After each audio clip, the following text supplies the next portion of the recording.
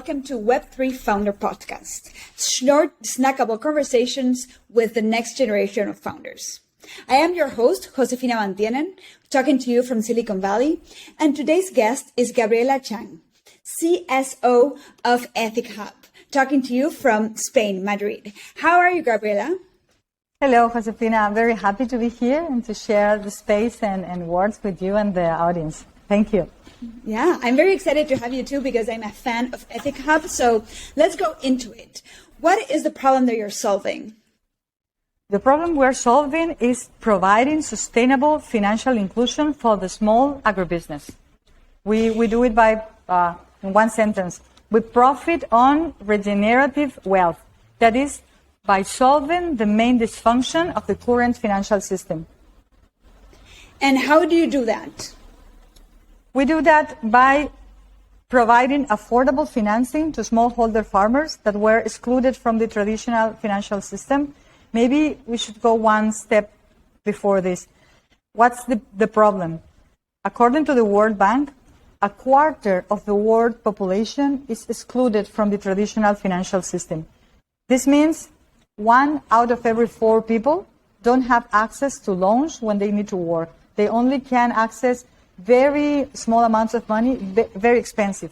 And 1/4 of the world population and 70% of the excluded are farmers, small farmers producing 1/3 of the world's food.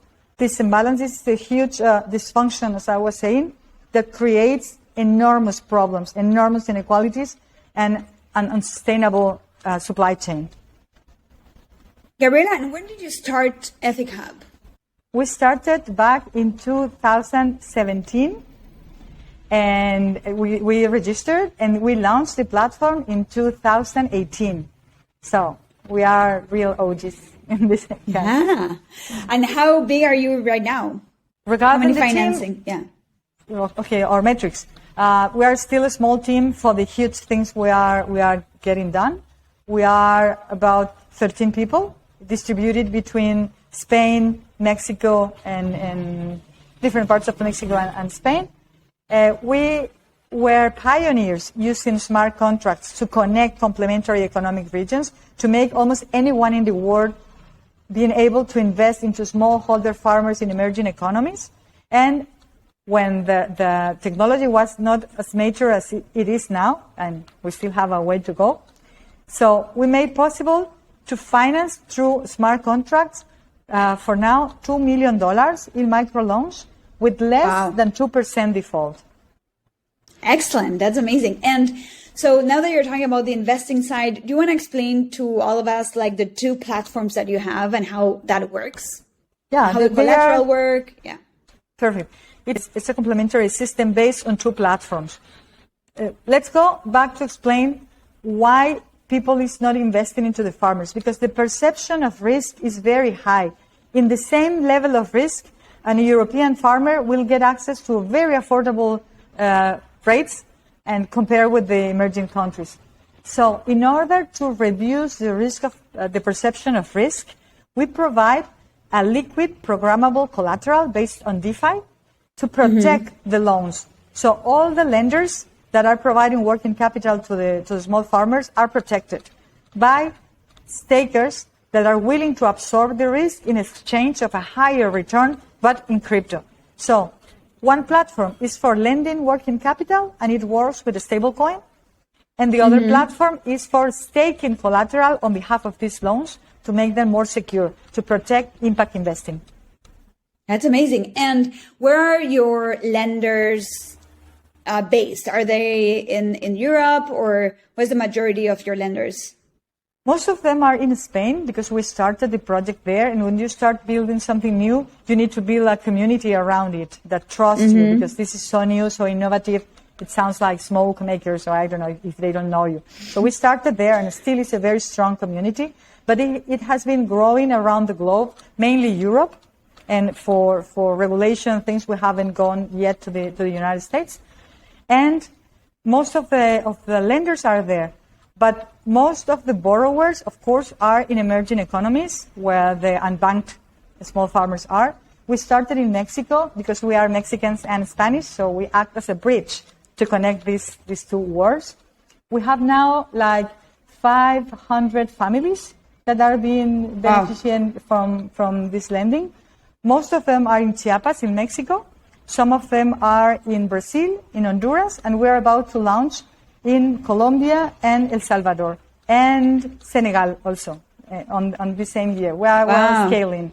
And yeah. That's amazing. And what is the biggest challenge that you have to doing the due diligence with the farmers? How do you do that piece of the lending, and how much that is scalable? Like, like you're scaling so much, but I'm curious about like how that due diligence with a farmer happens, and you have so like small default rates that I'm very curious on how you do that.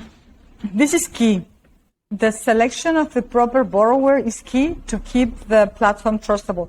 But the huge challenge that we have solved with this compensation system, the huge challenge is that small farmers don't have access to Wi-Fi, so they don't have data to have a risk evaluation assessment based on data, and they don't have a valid collateral, a valid asset to act as collateral, because no one is interested into their 1 hectare of land in the middle of nowhere. So for them, we created this crowd collateral.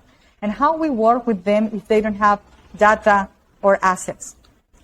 We create circles of trust and work on a theory of game. Game theory, perfect.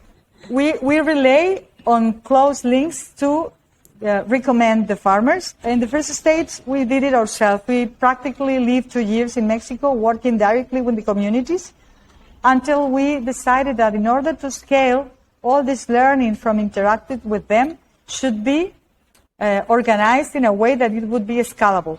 So we relay on the links of the supply chain that are already in contact with the farmers. Those are the link with the technology and the platform.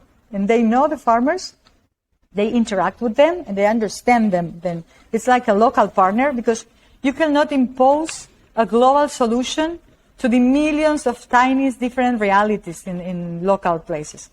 So this could be, we call it an originator, a loan originator, and it's a cooperative that is already working with the farmers and helping them to process their coffee. We started with coffee, which is the king of agroforestry, and because 80% of the global production of coffee is in the hands of people which has only 2 hectares of land. That's smallholders. Wow. So it's very easy to break what the World Bank calls the poverty cycle. That is, the access to money is so restricted and so expensive that they never are able to increase their productivity. Actually, our mission is to improve the living standard of the small farmers by increasing their own productivity. This is a mutual benefit model, a win-win, where you get a benefit from investing into improving the productivity of the farmers. Yeah. And, I know other platforms that do this in Web3, where you can do kind of like small investments to unbanked people. Why crypto and why blockchain is so important and changed everything for you, and you created EthicHub, right? Like, what is the difference? Like, what are we winning with EthicHub that we don't have like in normal lending platforms of, Web 2?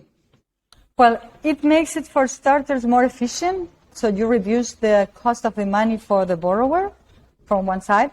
On the other side, it gives you the transparency and the traceability of the funds that can be overcome with reputation if you want, but this is a huge challenge for the NGOs, that people is wondering where the funds are going to pay for the administration or to go for the beneficiaries. No? So that way, I think it's a huge tool.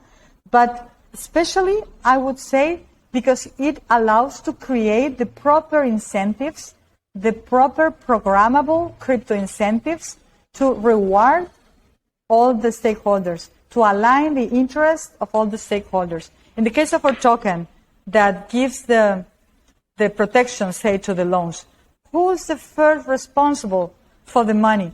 The one who selected the farmers. So he has a skin in the game. Everybody has a skin in the game, and it is related to the line of responsibility within the platform. If there would be a default, it's not the stakers' tokens that are going to be sold, but the responsible for selecting the farmers.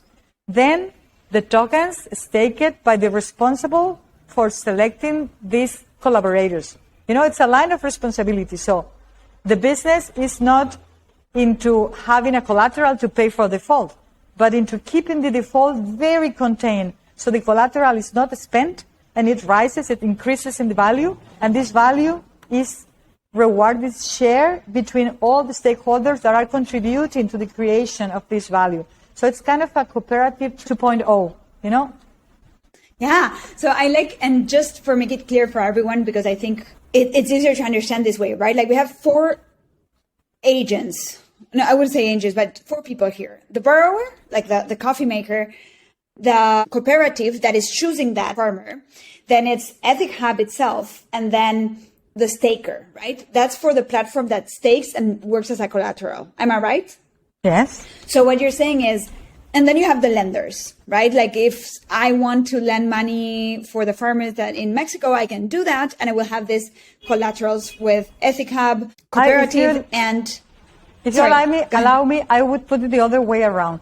We have 4 players in the ecosystem.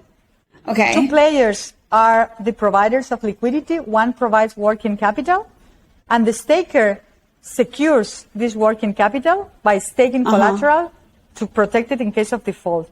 Then the other agent, the other player, is the one selecting who will receive this lending, who will be the borrower, and he's responsible for choosing the borrower. And he also has to stake collateral to 20% actually of the intended amount to be lent.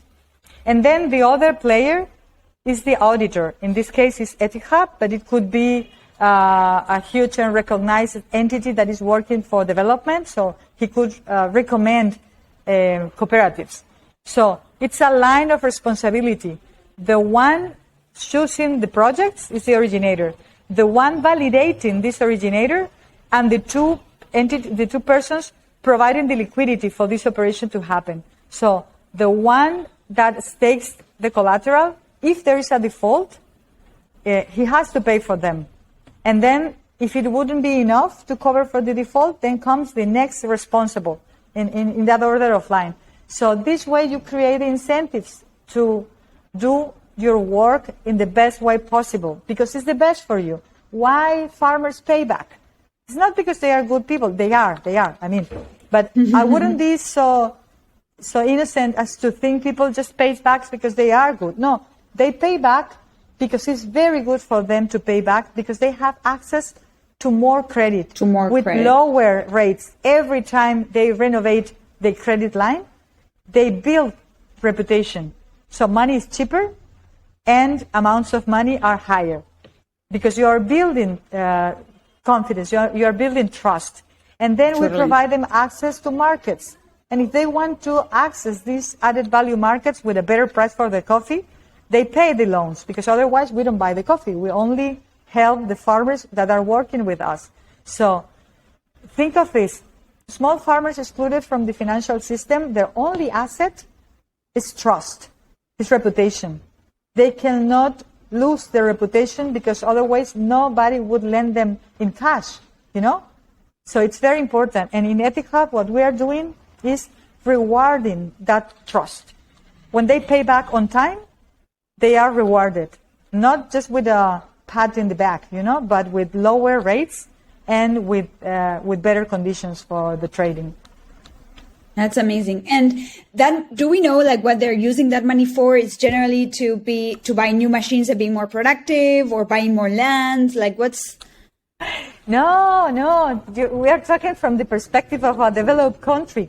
No, they need the money for so very basic needs as to buy food. They are the workers of the land. They need a wage to pay for the food, for the kids to go to school, for the very basic needs.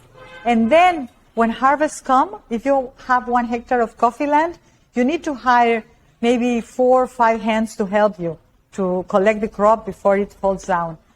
The money is usually used for the caring of the land, to trim, to prune, all this kind of works that has to be done along the time, along the year.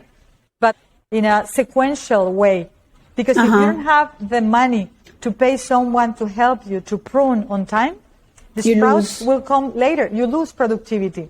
So they usually don't have the money, and they didn't have the opportunity to make plans for the future because they only live for today. They didn't know if tomorrow they would have the money to do the work they needed to. And with EthicHub, we provide them with the assurance that they will get the money when they need it to do the proper work of their land. So they improve the productivity.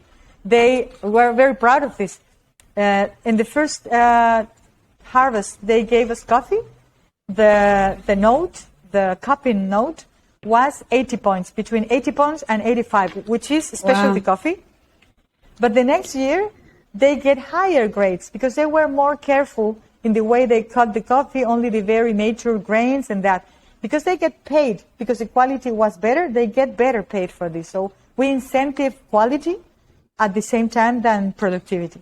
And we have huge expectations. Yeah, and then they will think on planting new trees, and then maybe they will think on buying more land. Now it's not necessary. Now they produce 1/10 of what that field is able to produce because they haven't had the resources to invest time and work into those lands. So we also provide technical assistance to make those lands more productive. And then in the future, when they are optimized the production, maybe they will think on growing. But there's so much to do. This is a very low baseline that we need to elevate. That's amazing. I love it.